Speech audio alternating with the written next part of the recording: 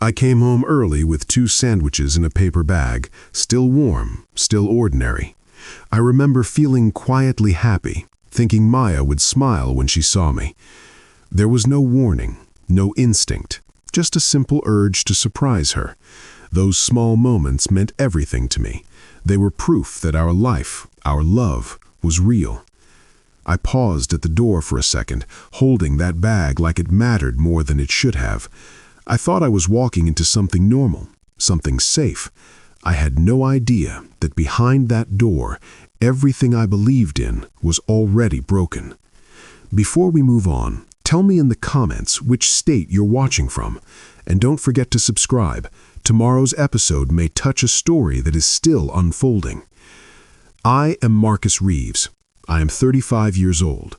I work in corporate finance, which means I spend my days reading numbers the way other people read faces, looking for what does not fit, trusting the pattern before I trust the explanation. I am not a dramatic man. I do not raise my voice in arguments. I do not make scenes in public. My father raised me to believe that a man who controls his response controls the room, and for most of my life, that belief had served me well enough that I never thought to question it. Maya and I had been married for 4 years, together for 6. We met at a mutual friend's rooftop gathering on a warm September evening, and I remember thinking that she had the kind of laugh that made a room feel like it had been waiting for permission to exhale. She was warm where I was reserved, spontaneous where I was deliberate. Early on, those differences felt like balance. She said I made her feel safe. I said she made life feel wider.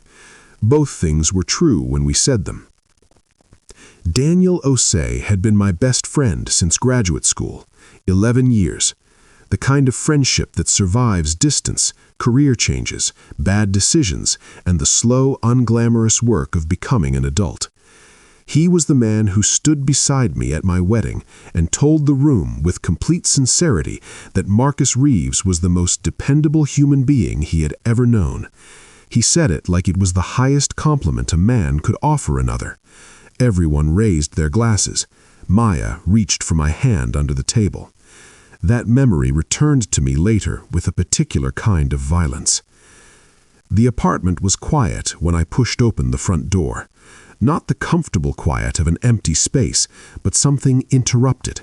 The air felt different, arranged.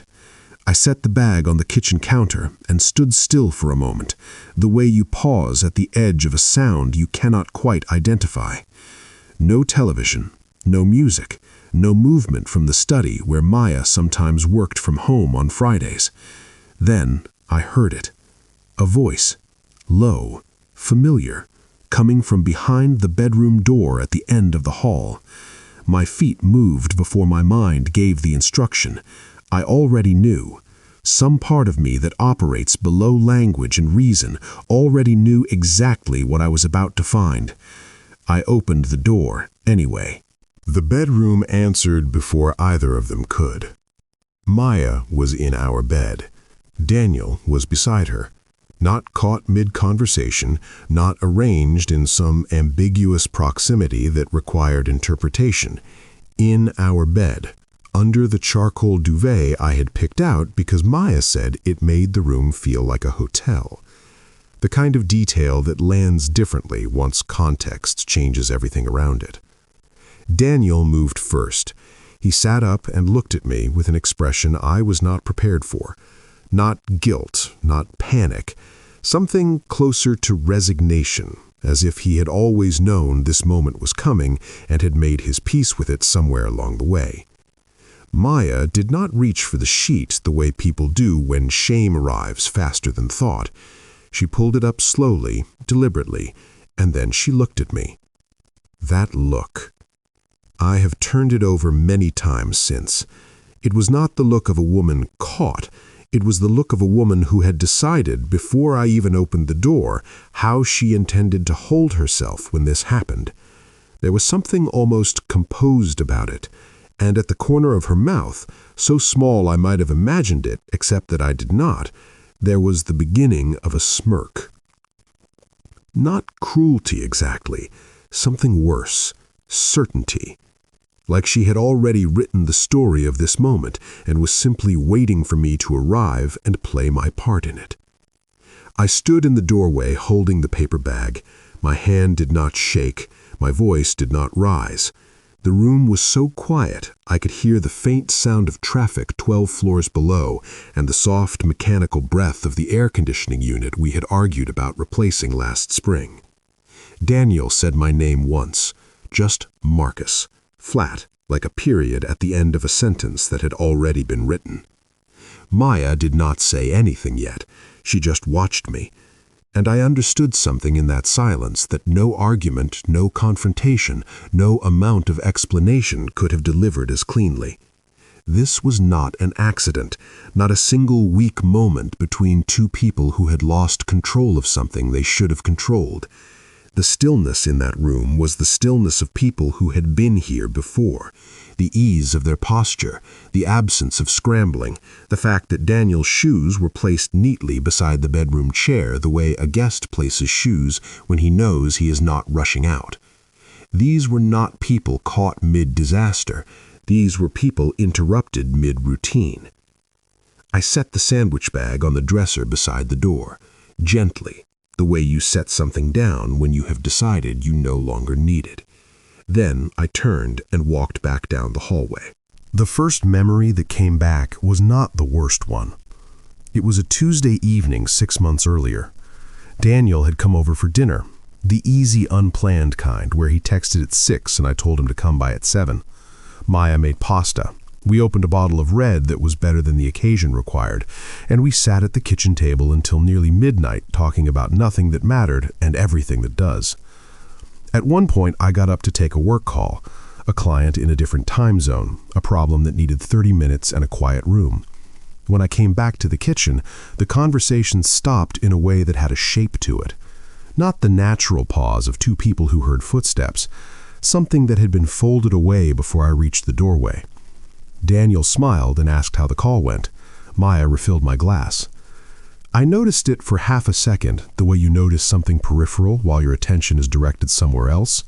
Then I let it pass because it was easier to believe I was reading too much into nothing than to believe what it might actually mean. There were other fragments, smaller and sharper. The way Maya had started mentioning Daniel more often in casual conversation, but with an edited quality, a performance of casualness that felt slightly rehearsed. The way he began arriving at gatherings with a specific awareness of where she was standing, not obvious, never obvious, just a degree of attention that existed half a step outside of what friendship required. Once, at his apartment for a birthday gathering, I watched him say something low near her ear while I was across the room. She laughed and touched his arm, and the touch lasted 1 second longer than it needed to. I cataloged it and then filed it in the part of my mind reserved for things I had decided not to investigate. Because I trusted them both completely, and because trust, I had always believed, was not a feeling, it was a decision. You extended it as an act of character, not as a reward for proof. Maya had started, somewhere in the previous year, finding new ways to describe me to other people. Not cruelly, never directly. But at dinners with friends, she would say things like, "Marcus lives inside his own logic," or "Sometimes you need more than dependability in a marriage."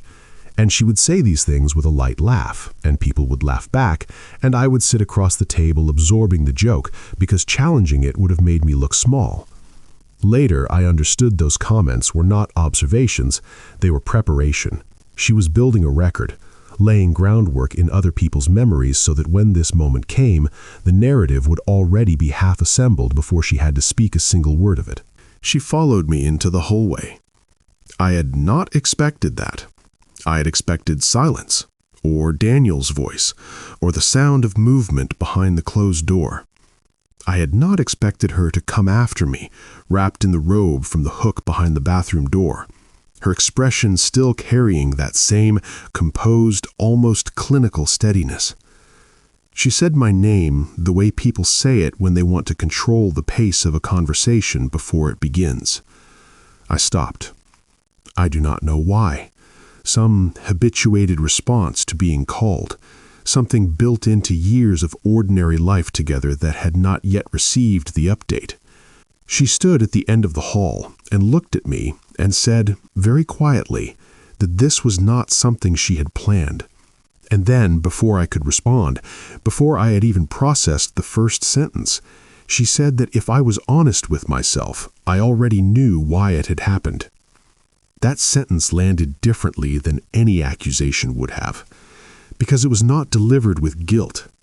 It was delivered with the measured tone of someone presenting a conclusion they had already reached long before the meeting began.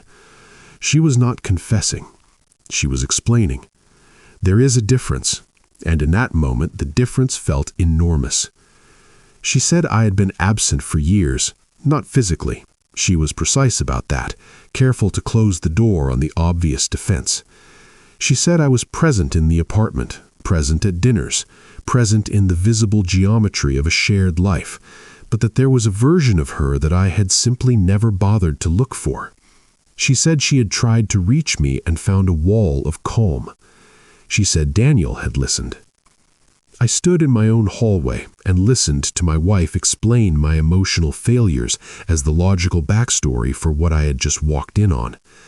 And the thing I remember most is not anger, not the sharp, clarifying kind of rage that people describe as almost a relief after a long numbness.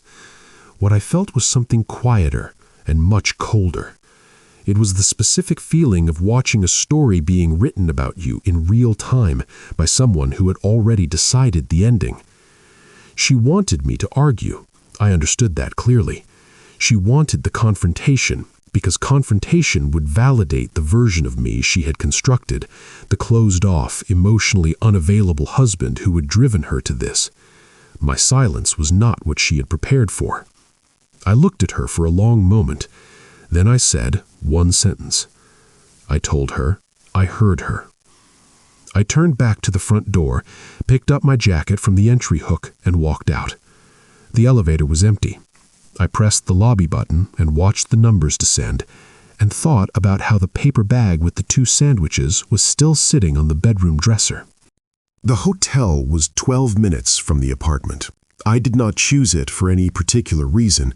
It was simply the first exit I recognized off the main road, a mid-range business hotel near the financial district that I had passed 100 times without once imagining I would be checking in alone on a Friday afternoon with nothing but my jacket, my phone, and the particular silence that follows a life rearranging itself. The room was beige and climate-controlled and completely indifferent to me, which was exactly what I needed. I sat on the edge of the bed and did not move for several minutes. The tremor, when it arrived, came only in my hands. My mind stayed oddly clear, the way it does during a financial crisis when panic would cost more than composure. My phone had already begun to move. Daniel first, a message that said only, "Can we talk?" Then Maya. 3 messages in 10 minutes, each one slightly longer than the last, each one revising the tone of the previous. The first was apologetic. The second was explanatory. The third had an edge to it, a subtle rotation toward grievance, as if the silence I was offering was itself an aggression she had the right to name. I turned the phone face down on the desk. My first call was to my brother, Raymond. He lived 40 minutes outside the city, in a house with a finished basement and the kind of uncomplicated steadiness that had always made him easier to call than to explain. He picked up on the second ring. When he heard my voice, he asked one question. He said, "Where are you right now?" I told him. He said he would be there in 45 minutes. He was there in 38. He did not ask for details that night. He sat in the beige chair by the window with a coffee from the lobby and let me talk at whatever pace I needed, filling in silences with the particular patience of someone who understands that grief does not follow an outline. At some point past midnight, I told him what Maya had said in the hallway, the explanation, the framing, the careful construction of my absence as the origin story for her choice. Raymond was quiet for a moment. Then he said something I kept returning to in the weeks after. He said that people who are preparing to betray you almost always start by making you responsible for whatever they are about to do. He said it is not cruelty, it is accounting. They need the books to balance before they act. I did not answer, but I wrote it down in my phone because I knew I would need it later, on the nights when her version of the story started to feel like it had weight. My second call, the following morning, was to a lawyer. The lawyer's name was Patricia Holm. I had known her peripherally for 3 years through professional circles, enough to trust her competence and know that she would not perform sympathy she did not feel. I gave her the facts without decoration. Married 4 years, joint mortgage on the apartment, shared investment account, business account tied to a small consulting side arrangement Maya and I had set up 2 years earlier for tax efficiency. I found my wife with my closest friend in our bedroom yesterday afternoon. I have not returned to the apartment. I want to understand my position before I make any move. Patricia listened without interrupting. Then she told me the same thing I had already told myself. Do not act from anger. Do not move money beyond what you can document as solely yours. Do not post anything publicly. Do not communicate with Maya or Daniel in any form until we have reviewed the full financial picture. The first goal, she said, was clarity, not spectacle. I spent the next 2 days in the hotel building a document, not because I had been planning for this, but because structure was the only way I knew how to hold the weight of something this large without collapsing under it. I pulled every bank statement I could access from my phone. I mapped contributions to the joint account going back 18 months. I listed assets I had brought into the marriage, assets acquired jointly, and assets where the paper trail was clean enough to stand on. It was during this process that I found something I had not been looking for. A series of transfers over the previous 9 months, small enough individually to pass without notice, consistent enough once arranged chronologically to have a shape. Money moving from our joint household account to a personal account in Maya's name only. Not large sums, but regular, purposeful, the kind of pattern that does not belong to ordinary household management. I sat with that spreadsheet for a long time, because it told me something the bedroom had not. The bedroom told me the marriage was over. The spreadsheet told me the exit had been planned. She had not arrived at Daniel out of loneliness or impulse or the accumulated erosion of an unsatisfying marriage. She had been preparing, quietly, methodically, in the language of numbers, which was my language, in the space where she knew I would eventually look, but had calculated I would not look soon enough. I almost felt something close to professional respect for the precision of it. Almost. I forwarded the spreadsheet to Patricia that evening with a single line. I told her I believed the separation had been in planning for some time and that I wanted the full marital asset picture reviewed before any conversation about division began. Patricia replied within the hour. She said, "Good catch." Daniel called on the 3rd day from a number I did not recognize.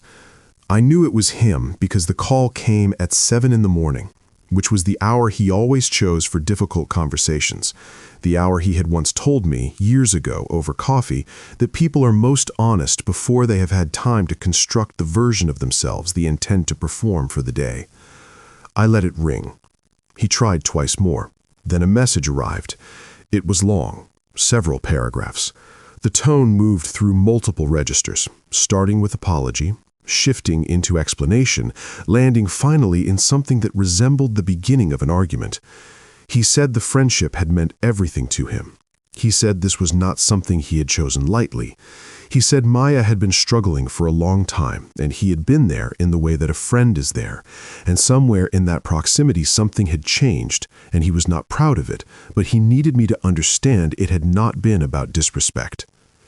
I read it once. Then I saved it to a folder I labeled simply documentation and did not respond. I had begun to notice something in those early days that I had not anticipated. The people around Maya and Daniel were not uniformly supportive of them. The story had traveled, the way these stories always travel, slightly garbled and slightly more dramatic with each retelling. But the core facts were plain enough that most people who knew us arrived at their own conclusions without my involvement. A colleague of mine, whose wife was close to Maya, sent me a brief message.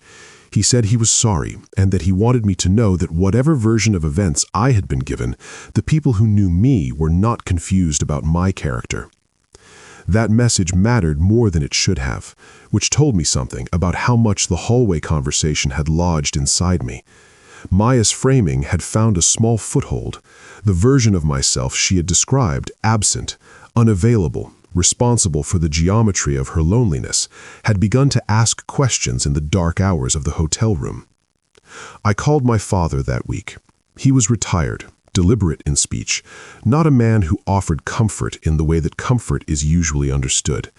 He listened to the outline of what had happened. Then he said one thing. He said that a man who is genuinely absent does not notice when his life goes quiet. He said the fact that I heard the silence in that apartment before I opened the door told him everything he needed to know about what kind of husband I had actually been. It was not sentimental. It did not resolve anything. But it was solid enough to stand on. The move took 4 hours. I arranged it for a Wednesday morning. The window and Maya had standing commitments out of the apartment. I brought Raymond and a bonded moving service because I wanted witnesses and I wanted records, and I did not want a single moment of the process to be reducible to dispute.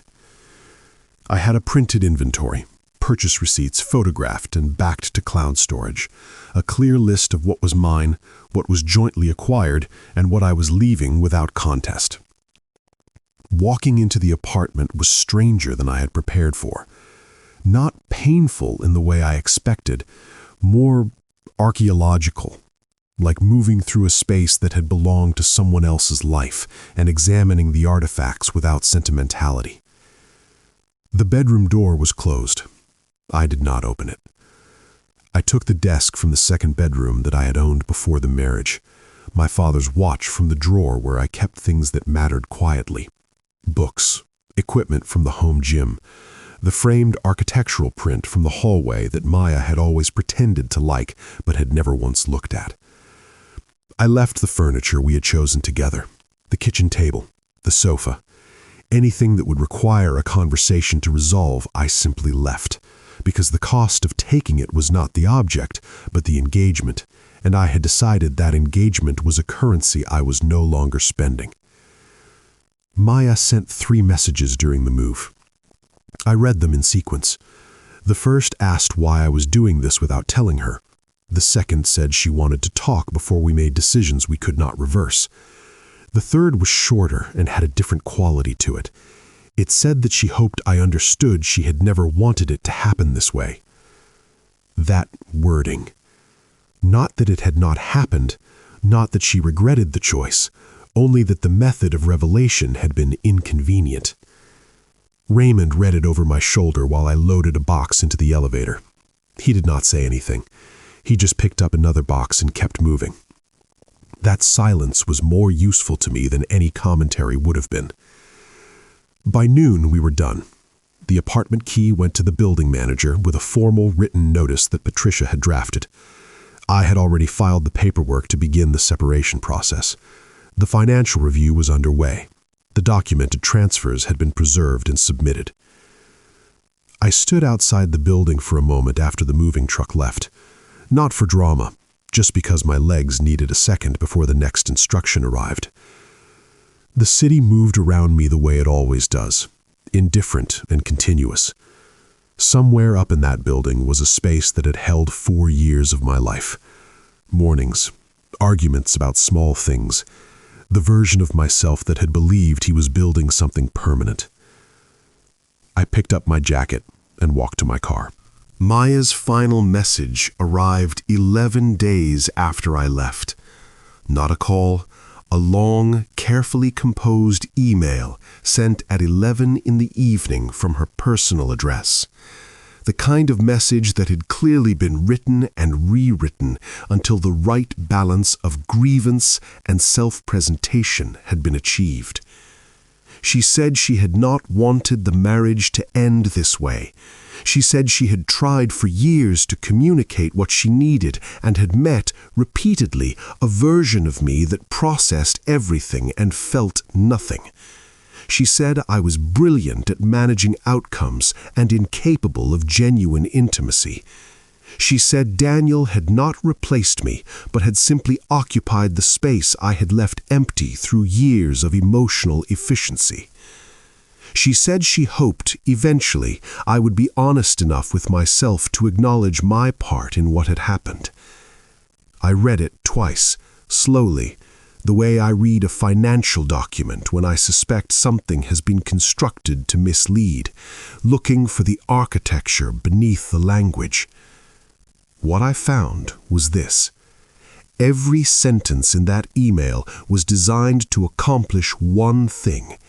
It was designed to make me a participant in my own betrayal, to distribute the responsibility so evenly that the original act became merely a symptom and I became, at minimum, a co-author of the outcome. It was clean work. I could recognize that without being moved by it.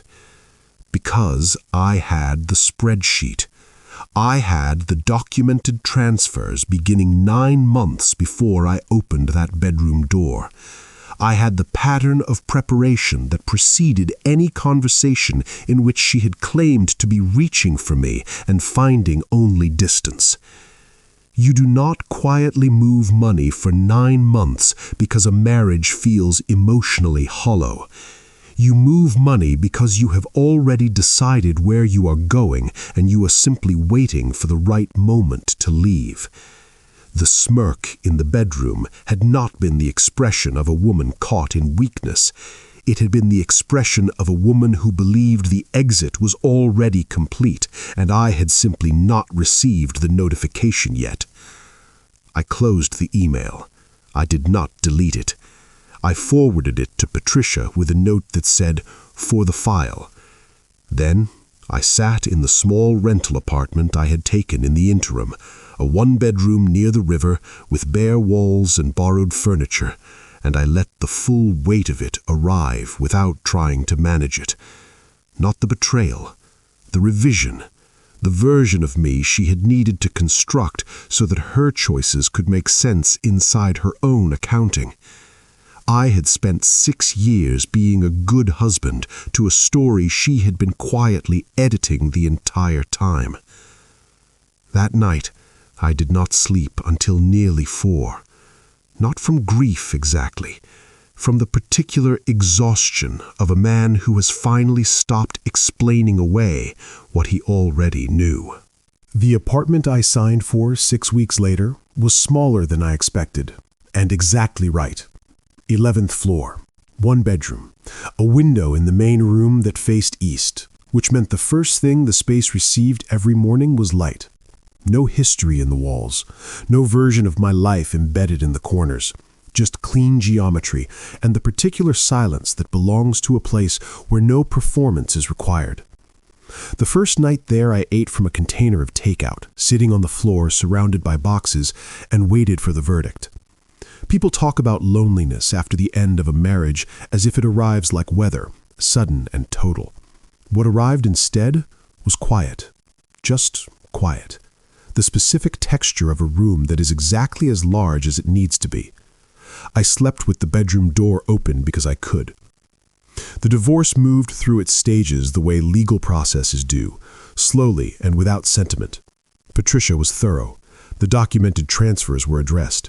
The asset division, once the full picture was reviewed, was not what Maya had perhaps anticipated when she began her preparations. Careful planning, it turns out, also leaves a careful record. Daniel and I did not speak. There was nothing to say that the silence had not already said more cleanly. Work became the structure that held everything else while the structure of the rest of life was being rebuilt. I had a team, problems with clean solutions, and a professional reputation that had survived intact because integrity, unlike a marriage, cannot be revised by someone else's accounting. 2 months after I moved into the new apartment, I was offered a senior role I had been working toward for 3 years. More scope, different city if I wanted it. I took the role and deferred the city. I was not ready to leave. Not because of what I was leaving behind, but because I had not yet finished learning what the city still had to teach me about who I was becoming. My father called on the day I accepted the offer. He asked how I felt. I told him I felt like myself again. which was a different thing than feeling good, but more useful. He laughed at that, quietly, the way he laughs at things that are true. I do not tell this story because the people who betrayed me suffered consequences that satisfied me. Some nights in those early weeks, nothing felt satisfying. It just felt like wreckage and paperwork and the grinding administrative work of dismantling a shared life one account at a time. I tell it because of what the bedroom doorway revealed that I had not expected. Not about Maya, not about Daniel, about myself. The man who stood in that hallway and did not shatter was not cold. The man who built the spreadsheet, called the lawyer, moved with documentation and without theater, was not emotionally absent. He was protecting something, his own clarity, his own record, his refusal to become a character in someone else's revision of events. Maya had called it unavailability. She had mistaken restraint for emptiness. She had looked at a man who did not perform his feelings loudly and concluded there were no feelings to find. That had always been her error. The last thing I unpacked in the new apartment was a photograph from a friends gathering taken 2 summers before everything ended. Maya and I are both smiling. I look at it now and I see exactly what it is. 2 people who had not yet been tested. Chemistry without evidence. A beginning that neither of us could yet read clearly enough to know what it would ask of us. I placed it face down in a box in the storage closet. Not because it still hurt too much to look at, because it no longer told the truth. And I had decided, finally and without apology, to live only inside what was true. If you enjoyed this story, like this video and leave a comment telling me what you thought. And if you're not already subscribed to the channel, please subscribe and hit the notification bell to get alerts for new stories like this one. Thanks for watching.